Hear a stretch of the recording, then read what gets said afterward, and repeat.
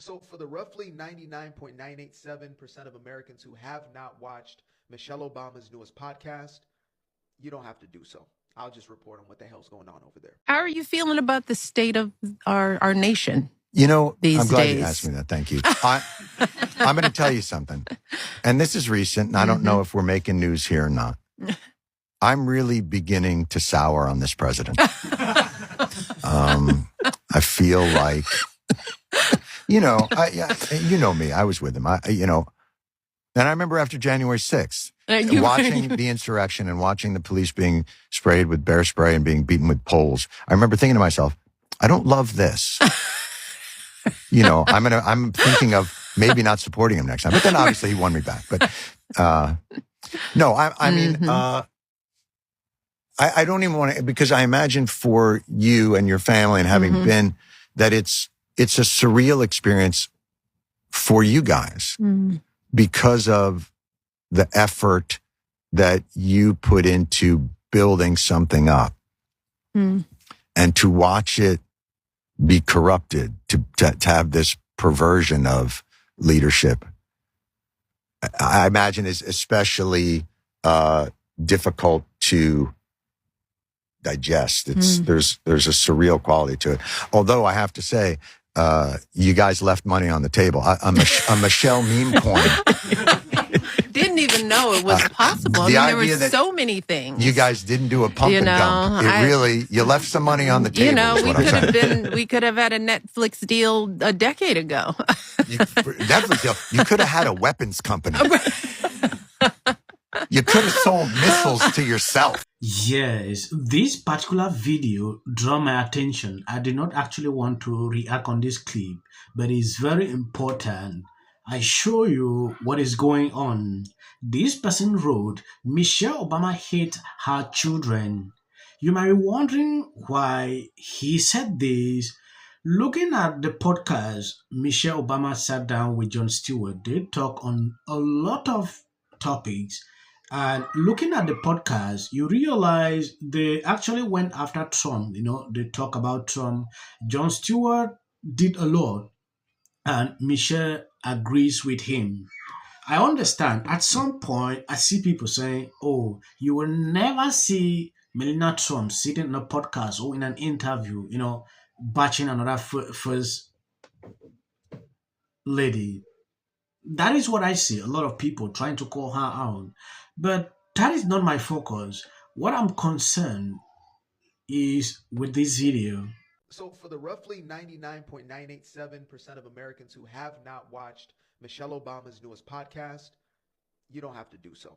I'll just report on what the hell's going on over there. Now, in a recent episode, Michelle essentially continued to out her family as she has been doing on this podcast. First kind of outing her husband and his flaws and, the issues she has with him.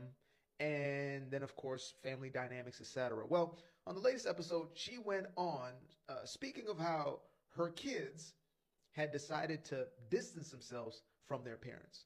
When I say distance, I don't just mean like, oh, they went off to college, just a little physical distance. I'm talking about they didn't want to talk to their parents anymore. As a matter of fact, I believe one, if not both the daughters, changed their name.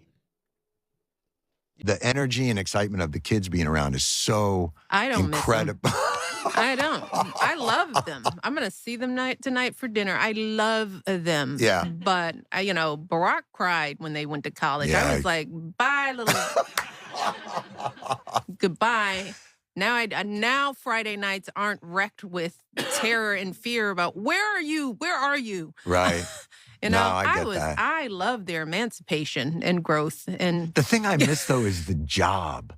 Like, don't you miss? See, your kids are still in high school, so it's still a job. Yes. Like it gave a meaning and like pattern to my life. I'm good. Yeah. Look at all this meaning. She's different. I have a wonderful pattern. Oh man, I love my kids' schedule. I love it. There's something about the schedule. I love their schedule. I love my schedule. I have a great schedule, and it's awesome. all mine. Not both the daughters changed their name. Yeah, they no longer want to be associated with the Obama name. Now, you may think to yourself, okay, I know that it must have not been easy growing up in the White House and having all that attention around you for 8 years, etc. But what would lead a child to want to remove a name which supposedly is supposed to have so much significance, power, and honor, I would say? Unless, of course, they didn't actually believe that, but instead they saw their name as problematic. So again, this is just my own personal opinion, but I believe that there are things that were happening behind closed doors, things that these young ladies were exposed to that they want nothing to do with. Because there have been a lot of kids that have gone in and out of the White House, some for 4 years, some for 8, and I've not heard of any changing their last name. Most of them would use their last name. You know what I mean? But this one, it's a little sketch. It's a little sketch. Yes, this is exactly what I'm talking about. A lot of people are triggered with this. You see comments like, oh, Michelle Obama hates her children. That was as a result of what she said here with Jon Stewart. I don't care. I don't miss them. You know, the way she sounds, if you look at it, it doesn't really sound okay to my hearing. This is not the first time we've seen Michelle complaining about Barack Obama, you know, and people start speculating all kind of things about her. Oh, maybe they've separated, you know, things like that. She always call this to herself. That is what I notice. You know, when it concerns Michelle Obama, sometimes I don't always like to talk about her any longer. Yeah, because most of the videos is always complaints. If you take a look at this video, they had this podcast the other day. Michelle Obama complains women have to work hard on themselves to be chosen by a man. There is so much focus for women finding a man, you know, or to be chosen. We are always working on us, not for us, but to be chosen. I don't even want to say anything on this video because I went through the comment section. What I saw.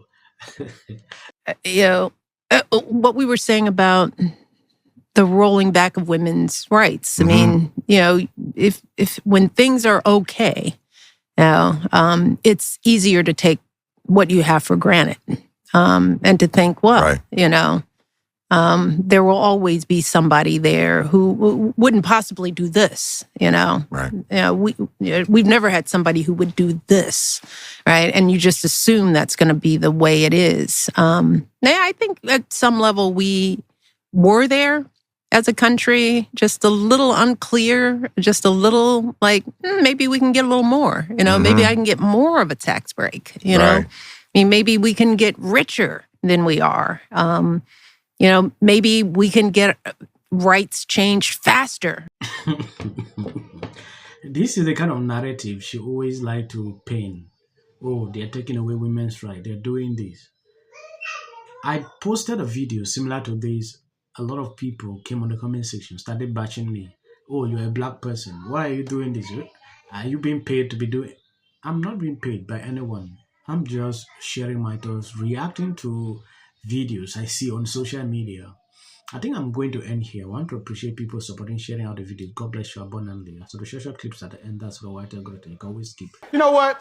I did a couple of jokes like that last night in case y'all didn't hear about it. In Hollywood at that time, especially when Obama was president, it was kind of like Democrats ruled, and there were a lot of people that felt like they couldn't say anything. That physical fitness is very important. It's history. And there's Donald Trump, who apparently has never held a flag before.